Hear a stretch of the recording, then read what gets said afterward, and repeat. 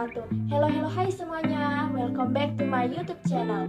Pada video sebelumnya, kita sudah membahas tentang konsep manajemen pendidikan tingkat sekolah menengah. Nah, pada video kali ini kita akan sama-sama membahas dan belajar tentang konsep manajemen pendidikan tinggi. Masih dalam mata kuliah pengelolaan pendidikan yang diampu oleh Bapak Dr. Muhammad Kristiawan MPD. So, happy watching! Terdapat 5 submateri yang akan kita bahas pada video kali ini.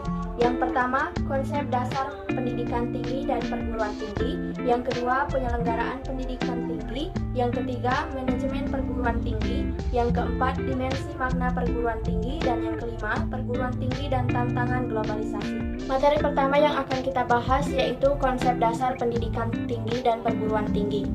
Pendidikan tinggi merupakan jenjang pendidikan setelah pendidikan menengah yang mencakup program diploma, sarjana, magister, program doktor, program profesi, dan program spesialis yang diselenggarakan oleh perguruan tinggi berdasarkan kebudayaan bangsa Indonesia. Sebaliknya, perguruan tinggi adalah satuan pendidikan yang menyelenggarakan pendidikan tinggi. Materi selanjutnya yaitu konsep pendidikan tinggi. Menurut Indrajit dan Joko Pranoto pada tahun 2006, pendidikan tinggi terdiri atas pendidikan akademik dan pendidikan profesional. Pendidikan akademik merupakan pendidikan yang diarahkan terutama pada penguasaan ilmu pengetahuan, sedangkan pendidikan profesional merupakan pendidikan yang diarahkan terutama pada kesiapan penerapan keahlian tertentu. Selanjutnya, konsep perguruan tinggi. Perguruan tinggi menyelenggarakan pendidikan tinggi dalam kurung pembelajaran, penelitian, serta pengabdian kepada masyarakat. Pendidikan tinggi merupakan kegiatan dalam upaya menghasilkan manusia terdidik seperti kriteria yang sudah disebutkan tadi. Nah, perguruan tinggi ini dapat berbentuk akademik, politeknik, sekolah tinggi, institut, dan juga universitas.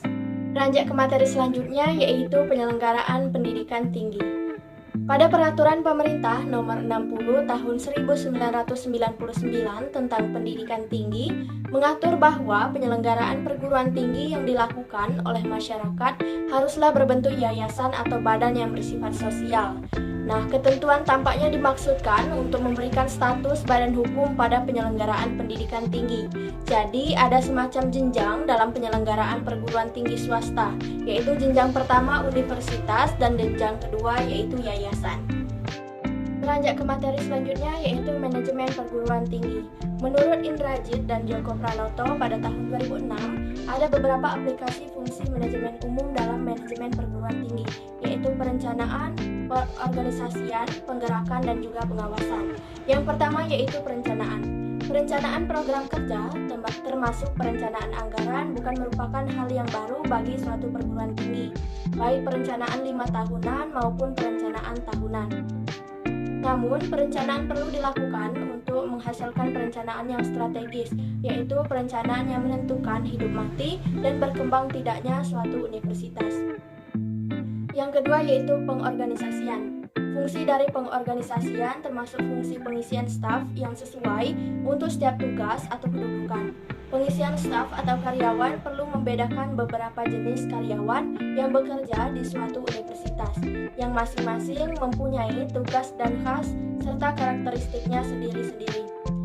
Ada 4 jenis kelompok karyawan yang mempunyai tugas yang berbeda-beda, yakni karyawan akademik merupakan para dosen dan peneliti yang bertugas mengajar dan melakukan penelitian ilmiah. Selanjutnya yaitu karyawan administrasi, merupakan karyawan yang bekerja di rektorat, keuangan, pendaftaran, personalia, dan sebagainya. Selanjutnya yaitu karyawan penunjang akademik, merupakan mereka yang bekerja sebagai ahli atau karyawan di perpustakaan, laboratorium, bengkel latihan, dan sejenisnya.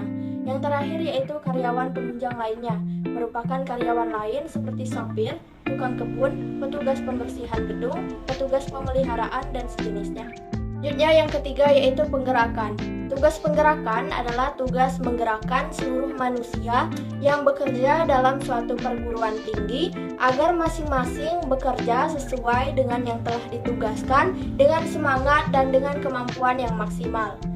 Yang terakhir atau yang keempat adalah pengawasan.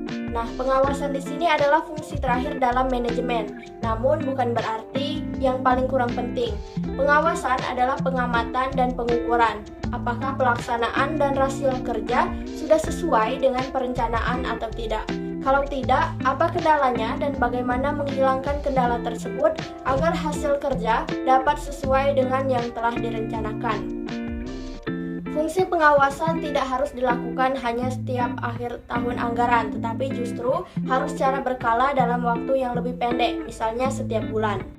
Materi selanjutnya yang akan kita bahas yaitu dimensi makna perguruan tinggi. Yang pertama, dimensi etis. Peran universitas pada perlindungan martabat manusia serta pada tanggung jawab moral penemuan ilmu pengetahuan dan teknologi adalah beberapa contoh dimensi etis dari makna perguruan tinggi.